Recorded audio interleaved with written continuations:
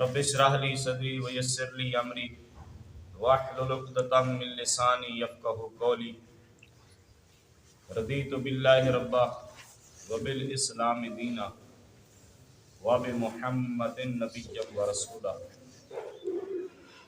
اما بعد فاعوذ بالله من الشيطان الرجيم بسم الله الرحمن الرحيم وعن ابي هريرة قال كنا قعودا حول رسول الله صلی اللہ علیہ وسلم ومعنا ابو بکر وعمر رضی اللہ عنہما فی نفر فقام رسول اللہ صلی اللہ علیہ وسلم من بین اظہرنا فبعنا علینا او کما قال علیہ السلام ان اللہ وملائکتہ یصلون علی النبی یا ایھا الذین آمنوا صلوا علیہ وسلموا تسلیما الصلاة والسلام علیکہ یا سیدی یا رسول اللہ الصلاة والسلام علیکہ یا سیدی یا حبیب اللہ الصلاة والسلام علیکہ یا سیدی یا رحمت للعالمین وعلی آلک واصحابک یا سیدی یا خاتم المعصومین۔ عزیزو، اس حدیث کے راوی حضرت ابو ہریرہ ہے۔ بہت ہی انشاءاللہ سن کے مزہ آئے گا، دل جمی کے ساتھ سنو گے۔ حضرت ابو ہریرہ فرماتے ہیں ہم نبی اکرم نور مجسم شفیع دو عالم صلی اللہ علیہ وآلہ وسلم کے آس پاس بیٹھے تھے۔ سبحان اللہ۔ ہمارے ساتھ ابو بکر و عمر رضی اللہ عنہ بھی تھے۔ سبحان اللہ۔ ابو بکر و عمر رضی اللہ عنہما بھی ہمارے ساتھ تھے۔ یہ دو ہستیوں کا ذکر خاص طور پہ ہے، باقی صحابہ بھی تو تھے نا۔ ان کا ذکر اس لیے کرتے ہیں، وہ فرماتے ہیں کہ یہ ہمارے درمیان صحابہ میں ایسے تھے جیسے تاروں میں چاند اور سورج ہوتا ہے۔ سبحان اللہ۔ یہ دونوں ہستیاں بھی تھیں۔ یہاں ایک بات ذہن نشین رہے، شیخین صحابہ میں سے شیخین جو ہیں وہ ابو بکر و عمر ہیں، سبحان اللہ، جن کو بڑا مانتے ہیں۔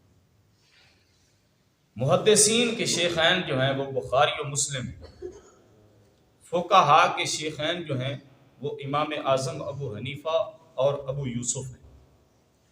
منطق کے جو شیخین ہیں وہ ابو علی سینا اور فارابی۔ یہ ذرا اور بحث ہے۔ وہ فرماتے ہیں کہ حضرت فاروق اعظم بھی تھے، ابو بکر صدیق بھی بیٹھے تھے، میرے آقا کریم بھی بیٹھے ہوئے تھے کہ اچانک نبی پاک علیہ الصلوۃ والسلام ہمارے درمیان سے اٹھے اور چلے گئے۔ واپسی میں بہت دیر لگا دی۔ ہم ڈر گئے کہ کہیں دشمن جو ہے نا وہ ہماری غیر حاضری میں سرکار کو کہیں تکلیف نہ پہنچا دے۔ اتنی دیر ہو گئی حضور واپس نہیں آئے۔ سرکار صحابہ فرماتے ہیں ہم گھبرا گئے اور اٹھ کھڑے ہوئے۔ ان صحابہ جو گھبرانے والے تھے وہ فرماتے ہیں ان سب سے پہلے میں گھبرایا۔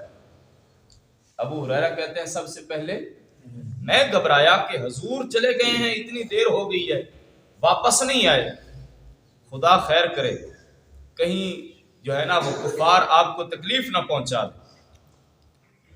تو کہتے ہیں کہ ہم حضور کو ڈھونڈتے ہوئے نکلے باہر۔ میں بھی نکلا، میرے ساتھ اور بھی صحابہ جو ہے نا وہ بھی نکلے۔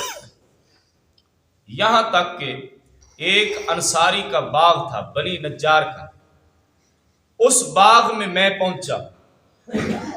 اس باغ کے قریب میں جب پہنچا نا تو باغ اتنا بڑا تھا کہ اس کے ارد گرد دیوار تھی، دروازہ تھا۔ صحابی فرماتے ہیں میں اتنا بے چینی میں تھا مجھے دروازہ نظر نہیں آیا۔ میں باغ میں پہنچا، اس کے ارد گرد گھوما، کوئی دروازہ مجھے نہ ملا۔ بہت میں نے ڈھونڈا لیکن دروازہ نہ ملا۔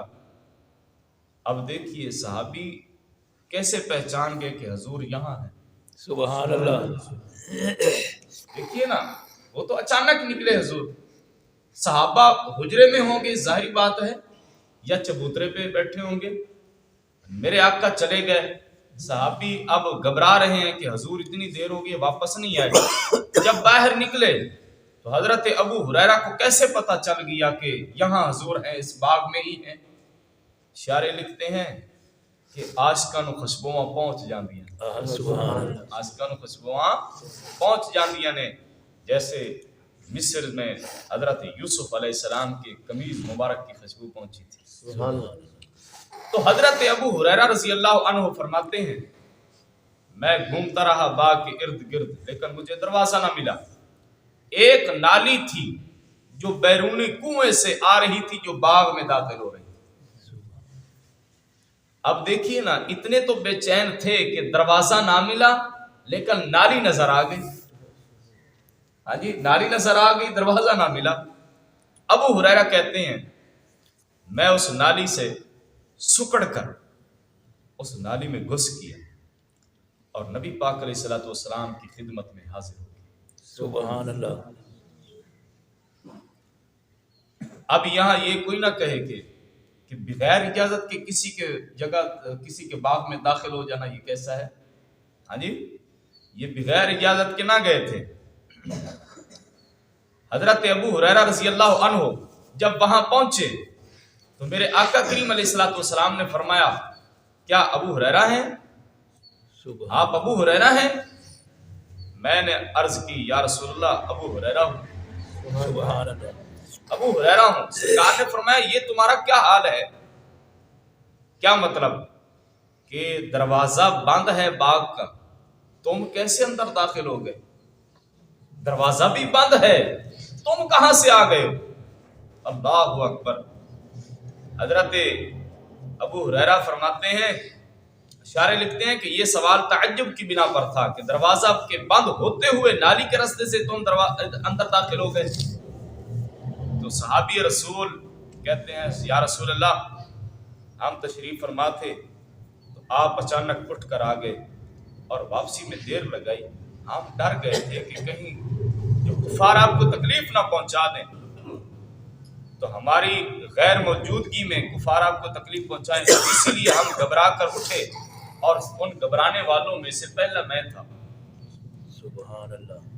تو آپ کی بارگاہ میں حاضر ہو گیا ہوں. تو نبی پاک علیہ الصلوۃ والسلام آپ سرکار حضرت ابو ہریرہ کی باتیں سن رہے ہیں. تو حضرت ابو ہریرہ کہتے ہیں اس باغ میں آیا ہوں اور ایسے آیا ہوں جیسے لومڑی کی طرح میں سکڑ کر نالی سے آیا ہوں.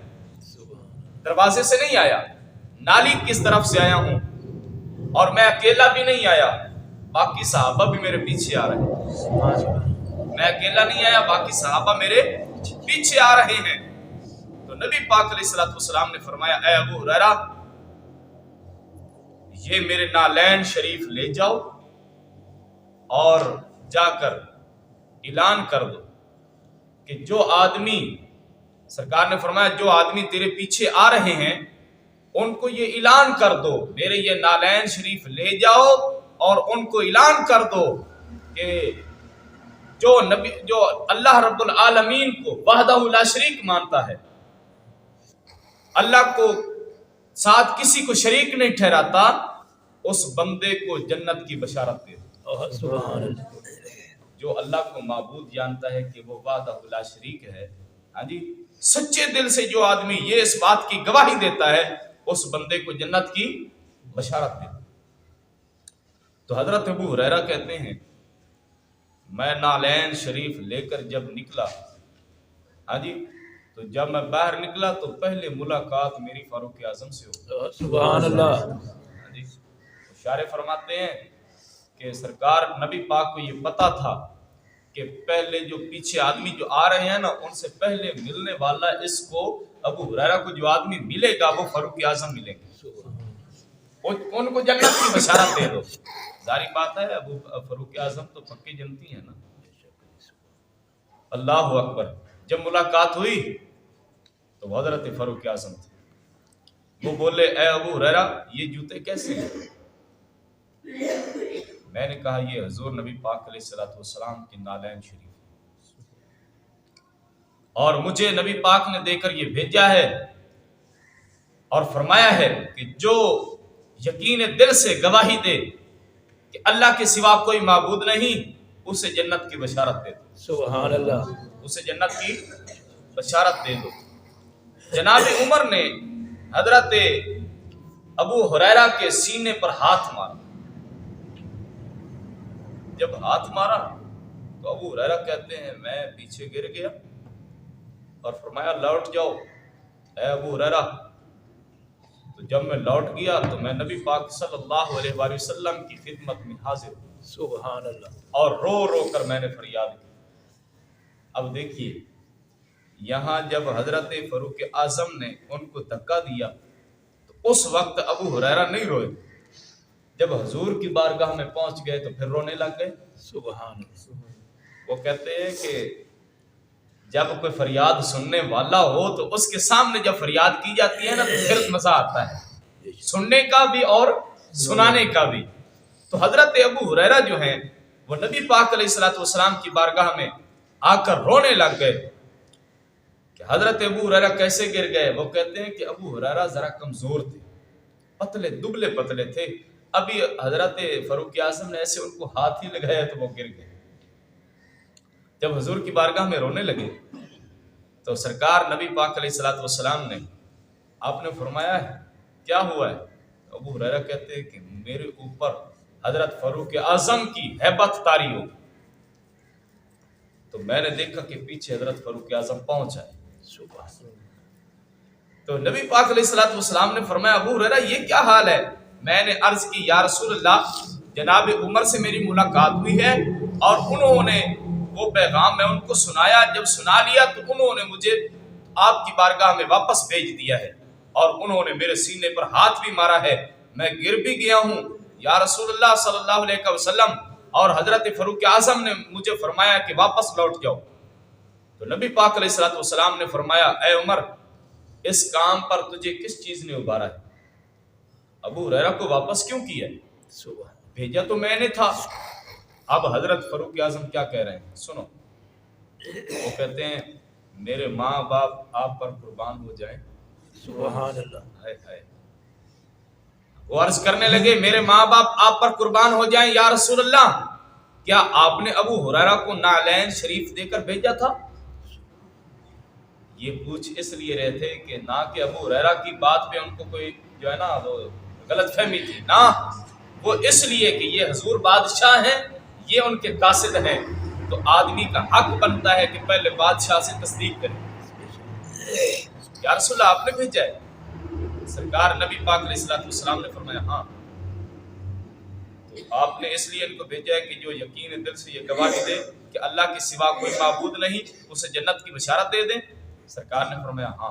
عرض کیا یا رسول اللہ ایسے نہ کیجیے، ایسے نہ کیجیے۔ اب یہاں تھوڑی سی میں بات کرنا چاہتا ہوں کہ کوئی آدمی یہ نہ سمجھے کہ ابو ہریرہ کیا نبی پاک علیہ الصلوۃ والسلام سے زیادہ عقل اور دانائی فاروق اعظم کے پاس تھی، لیکن نہیں۔ اب سنیے نبی پاک کی حدیث جو ہے نا وہ کمال درجے کو پہنچ چکی ہے۔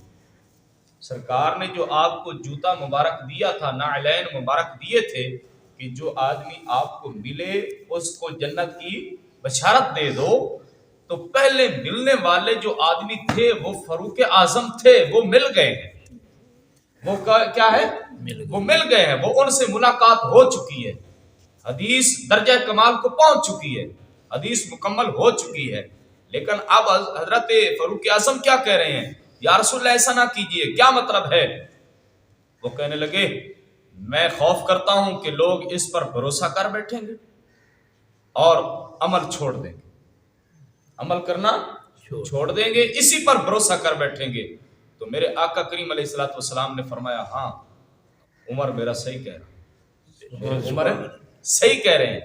تو اس وقت نبی پاک علیہ الصلوۃ والسلام نے آپ نے فرمایا ابو ہریرہ آپ بیٹھ جائیں، میرا عمر صحیح کہہ رہا ہے۔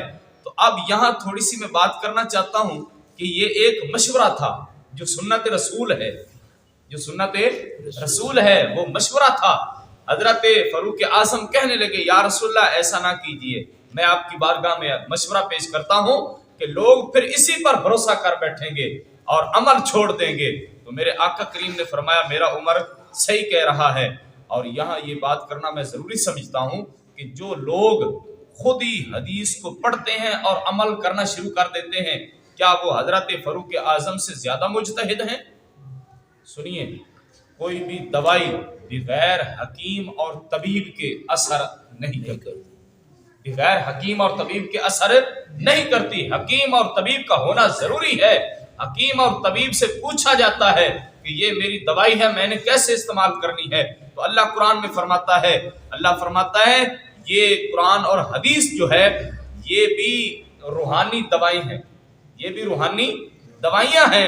تو اس کے لیے بھی حکیم اور طبیب کا ہونا ضروری ہے.